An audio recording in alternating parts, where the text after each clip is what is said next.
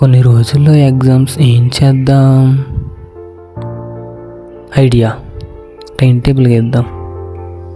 ఇది అడ్డగీత, ఇది నిలువు గీత, ఇది అడ్డగీత. ఇలా టైం టేబుల్ గీసుకుంటే ఎగ్జామ్స్లో ఫస్ట్ వచ్చేస్తాం. ఖచ్చితంగా పాస్ అయిపోతాం. ఇంకా ఆపి కూడా లేడు మనకి. Pass guarantee. ఈసారి చూద్దాం. అందరూ మాట్లాడాలని అందరూ ఏమవుతారు. ఫస్ట్ లెగ్గానే ఏం చేద్దాం? ప్రేయర్ చేసుకుందాం. తర్వాత ఏం చేద్దాం? మనం లేసేదే 6 గంటలకు కదా. బ్రేక్ తీసుకుందాం. చిచి, అప్పుడే బ్రేక్ ఏంటి? బైబిల్ చదవకుండా ఇలా మనం ప్లాన్ చేసుకుంటే మన అసలు ఎవడు అనుకోడు. ఈసారి మనమే ఫస్ట్. ఎలా అయినా ఈసారి చూపిస్తాను చూడు. తర్వాత 7 గంటలకి తీసుకుందాం. ఇలాగ మనం ప్లానింగ్ మామూలుగా ఉంటుంది అసలు. అనుకున్న వాళ్ళందరూ, మా ఫ్రెండ్స్ కూడా ఊహించుండరు నేను ఇలా ప్లాన్ చేసుకుంటా.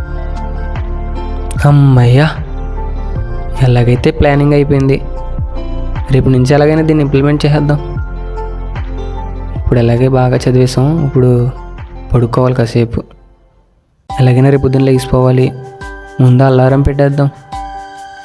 ఎన్నింటికి వెడదాం? 5ంటికి వెడదాం. కరెక్ట్గా 5ంటికి లేచిపోయి అప్పుడు మనం అనుకున్న ప్లాన్ ఇంప్లిమెంట్ చేసేద్దాం. ముందు పడుకుండిపోవాలి, లేకపోతే రేపు పొద్దున్న లేగలేం. ముందే పడుకోవాలి. రేపు పొద్దున్న లేచిపోయి ఇదంతా ఇంప్లిమెంట్ చేసేయాలి.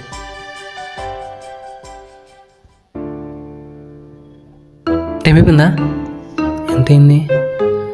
12.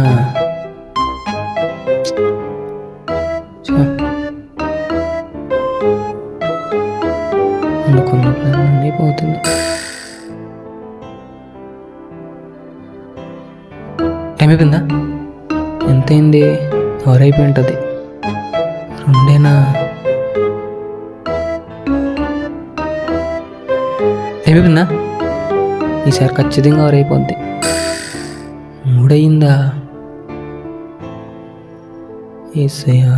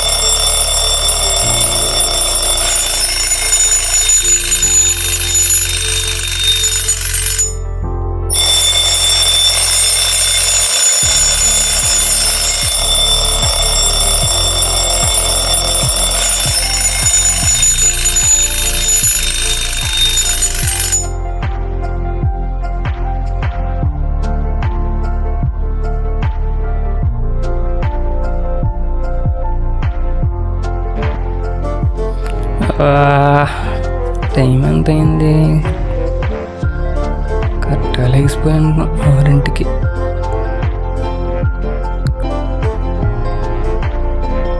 టైం ఎంత అయిందబ్బా? అప్పుడే 10 అయిపోయింది.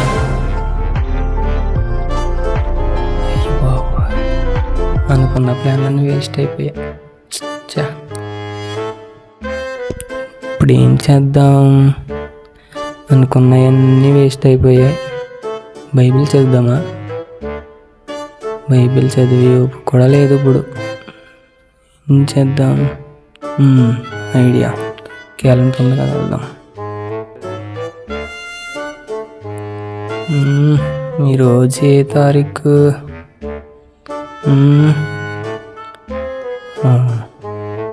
నీవు చేయనదంతయు సఫలమగును.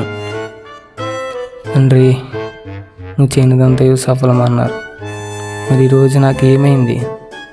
నేను అనుకున్న ప్లాన్లన్నీ వేస్ట్ అయిపోయాయి. ఎలాగైనా రేపటి నుంచి నేను బాగా చదువుకోవాలి. పరిశుద్ధ గ్రంథం ఇది గనక మన జీవితంలో ఉంటే అన్నీ సరిపోతాయి, అన్నీ జరుగుతాయా? ఇప్పటికే చాలా లేట్ అయిపోయింది. ఎలాగైనా చదువుకోవాలి పక్కన పెట్టి ఫస్ట్ చదువుదాం. ఏది కష్టమైన సబ్జెక్ట్ అసలు? ఐడియా, మ్యాథ్స్ చదువుదాం. మ్యాథ్స్ కొంచెం కష్టంగా ఉంటుంది కదా. మ్యాథ్స్ ఎలాగైనా ముందు కంప్లీట్ చేసేయాలి. ఎంత చదువునా ఎక్కతలేదేంటి? కాసేపు ఫోన్ చూద్దాం, బ్రెయిన్ రిలీఫ్ అవుతుంది.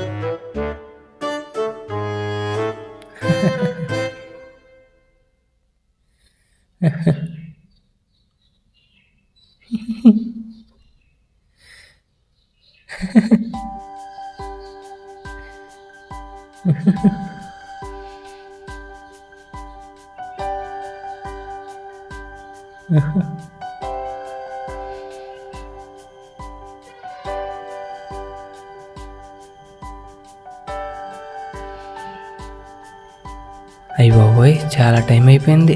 ఫోన్తో కూర్చుంటే టైమే తెలుస్తలేదు అసలు. ఎక్కడున్నాం ఇందాక? a² + b² = 2ab. అయ్యి బాబోయ్, ఈ మ్యాథ్స్ అసలు ఎక్కట్లేదు మనకి. ఏం చేయను అసలు ఇప్పుడు? బైబిల్ చదువుదామా? కాసేపు చదువుదాం బైబిల్. అసలు దేవుడు మనతో ఏం మాట్లాడతాడో చూద్దాం. అసలు తండ్రి, ఈరోజు నువ్వు నాతో ఏం మాట్లాడాలనుకుంటున్నావు? అడుగుడి మీకు ఇయ్యబడును. ఎస్ తండ్రి, ఏం అడుగుదాం అసలు? ఐడియా, అడిగేస్తాను. నేను ఎలాగైనా పాస్ అయిపోవాలి ఎగ్జామ్లో. ఖచ్చితంగా పాస్ అయిపోతాను. దేవుడి నాకు మాట ఇచ్చాడు కదా, అడిగేసాను. ఇంకా చదువుతూ మానేసి ఇంకా దేవుడి మీద ఆధారపడిపోను.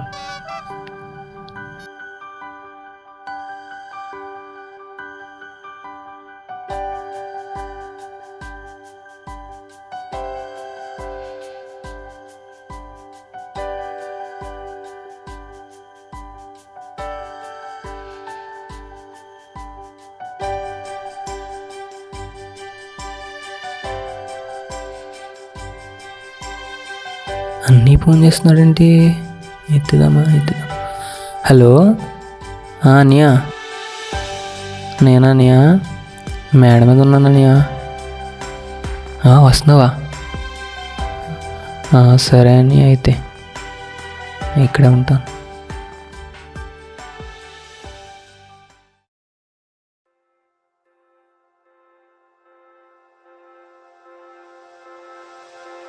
ఏం చేస్తున్నాడు వీడు? చూస్తా. నాకు వీడేంటి రేపొద్దున ఎగ్జామ్ పెట్టుకొని ఇప్పుడు వీళ్ళు చూస్తున్నాడు? అరే చిన్న, ఏం చేస్తున్నావు? ఏం చేస్తున్నావు? రేపొద్దున్న ఎగ్జామ్ పెట్టుకొని ఇప్పుడు టైంపాస్ చేస్తున్నావు నువ్వు? అడిగేసానని. ఏం అడుగో? ఎవరిని అడుగో? దేవుడిని అడిగేసానని. ఏమడుగో? అడుగుడి మీకు ఇవ్వబడిన అన్నాడు కదా నీ దేవుడు. అడిగేసానని ఆ దేవుడిని. అంటే నువ్వు దేవుని అడిగి చేసేస్తాడా? నువ్వు ఇలా సెల చూస్తా, నువ్వు టైం పాస్ చేస్తూ ఉంటే దేవుడు నేను పాస్ చేసేస్తాడా? అసలు ఏమనుకున్నావు నువ్వు దేవుని గురించి? కష్టపడకుండా, అసలు భయము లేదు, అసలు బాధ్యత లేదు, ఏమీ లేదు, ఇలా సెల చూస్తూ రీల్ చూస్తున్నావు. జీవితం అంటే ఏంటో నీకు తెలియాలి. రా, కొన్ని విషయాలు నీకు చెప్తాను.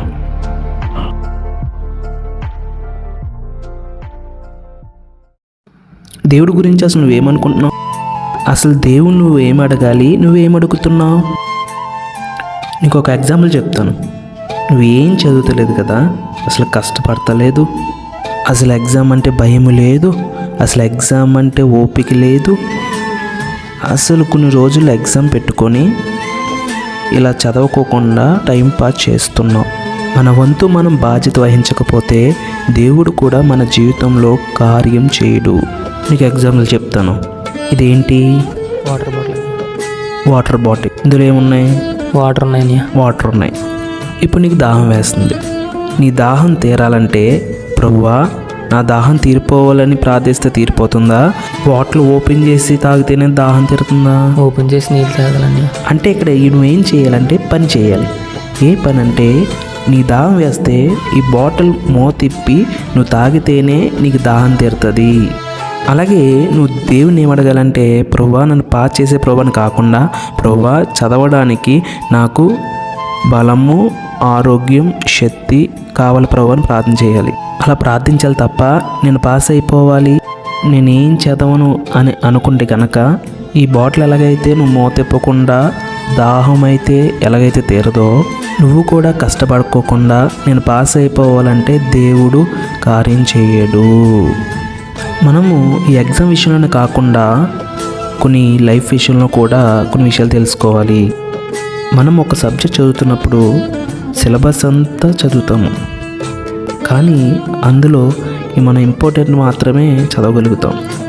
మనం ఎప్పుడైతే ఇంపార్టెంట్ చదువుతామో ఆ ఇంపార్టెంట్ క్వశ్చన్స్ అన్నీ ఎగ్జామ్లో వస్తాయా అంటే రావు. అందులో కొన్ని మాత్రమే పాస్ అవ్వడానికి వస్తాయి. అలాగే జీవితం అనే పుస్తకంలో అంటే జీవితం అనే బుక్లో మనుషులందరూ వస్తూ ఉంటారు. మన లైఫ్లో మనుషులందరూ వస్తూ ఉంటారు. మనకి సహాయం చేసే వాళ్ళు చాలామంది ఉంటారు. కానీ అందులో మనం ఎవరు సహాయంగా ఉండాలంటే మనకు సహాయం చేసేవారికి అలాగే ఎదుటి వారికి మనం సహాయకరంగా ఉండాలి. అప్పుడే మన జీవితంలో పాస్ అవ్వగలుగుతాం. ఈ చదువుల్లో కొన్ని మాత్రమే ఇంపార్టెంట్ క్వశ్చన్ చదివి ఆ కొన్ని మాత్రమే నేను పాస్ చేస్తే లైఫ్ కూడా మనం చదివిన వాళ్ళు చాలామంది ఉంటారు. ఆ లైఫ్లో అందరూ సహాయం చేస్తారా అంటే ఎవ్వరూ చేయరు. అందులో కొంత మాత్రమే మనకు సహాయం చేసే వాళ్ళు ఉంటారు. ఆ కొంతమందిలో మన జీవితం అనే పుస్తకంలో కూడా కొంతమందికి సహాయపడే రీతిగా మన జీవితం ఉండాలి. దేవుడు కూడా పుస్తకం అనే జీవితాన్ని ఇచ్చాడు. ప్రతి పేజీ మన జీవితంలో ఇంపార్టెంటే. ఆయన ఏం చేశాడంటే కనుక తన జీవితాన్నే మన కొరకు త్యాగం చేసి మనకు ఒక మంచి జీవితం అనేది ఇచ్చాడు. మనము కూడా దేవునికి సహాయకరంగా మన జీవితం ఉండాలి. ఎలా అంటే కనుక ఒక పుస్తకం వలె మన జీవితం కూడా రోజు రోజుకి దేవుని చేత నింపబడుతూ ఒక పుస్తకం వలె రోజు మనము నింపబడాలి. సో చదువులోనే కాకుండా జీవితంలో కూడా దేవునికి దగ్గరగా ఉండాలి. మనము కూడా అలా ఉండాలని నేను నీకు చెప్తున్నాను. సో ఇప్పటి నుంచైనా నువ్వు కష్టపడు, దేవుడే నీకు సహాయం చేస్తాడు. దేవుణ్ణి అడగడం అంటే అయ్యా చదవడానికి బలము, చదవడానికి శక్తి, తెలివిని నాకు దయచే, అంతేగాని చదవకోకుండా నేను పాస్ అయిపోవాలంటే ప్రభు అని ప్రార్థన చేయకు. సో అదే నేను చెప్పాలనుకుంటున్నాను తమ్ముడు.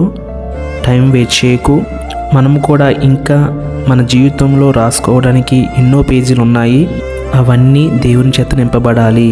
సో ఇదే నేను చెప్పాలనుకుంటున్నాను. ఎప్పటి నుంచైనా నువ్వు కష్టపడు. నీకు జ్ఞానం కావాలంటే ఫోన్ చూస్తే జ్ఞానం రాదు, కానీ దేవుని వాక్యం చదివితే జ్ఞానం వస్తుంది అని వాక్యం కూడా ఇలా సెలవిస్తుంది. ఎవరికైనా జ్ఞానం కొదువుకునేలా వాని దేవుడిని అడగవలెను, దేవుడు వారికి ధారాళంగా ఇస్తాడని వాక్యం సెలవిస్తుంది. సో ఇప్పటి నుంచైనా నువ్వు కష్టపడు, దేవుని కొరకు జీవించు. సో వెళ్తాను చిన్న, నిన్ను ఒకవేళ బాధ పెట్టుంటే నన్ను క్షమించు. ఎప్పటి నుంచైనా బాగా చదువుకొని దేవుని పని చేయి. ఉంటాను చిన్న, బాయ్. అన్నీ చెప్పింది కూడా నిజమే కదా. ఇప్పటి వరకు చాలా వేస్ట్ చేస్తాం టైం. ఇప్పటి నుంచైనా చదవాలి, చదువుదాం. ఎంతో టైం లేదు మనకి. చదువుదాం, కూర్చొని కాసేపు అన్నా చదివితే మనం పాస్ అయ్యే ఛాన్సెస్ ఉన్నాయి. ముందు ప్రార్థన చేసుకుని అప్పుడు చదువుతాం మొదలు పెడదాం. తండ్రి మీకు వందనాలు ప్రభువా, నన్ను క్షమించండి అయ్యా. నేను తెలియకుండా చాలా చేశాను. తండ్రి నన్ను క్షమించండి. ఇప్పుడు వారి నుంచైనా మంచిగా చదువుకునే భాగ్యమును దయచేయండి, జ్ఞానమును దయచేయండి, జ్ఞాపక శక్తిని దయచేయండి. మంచిగా చదువుకొని మంచిగా పాస్ అయ్యే భాగ్యమును దయచేయండి. అయ్యా, మీకు ఇష్టమైన బిడ్డగా నన్ను ఉంచండి. మీరే కృప చూపించమని యేసునామములో అడుగుతున్నాం తండ్రి. ఆమేన్.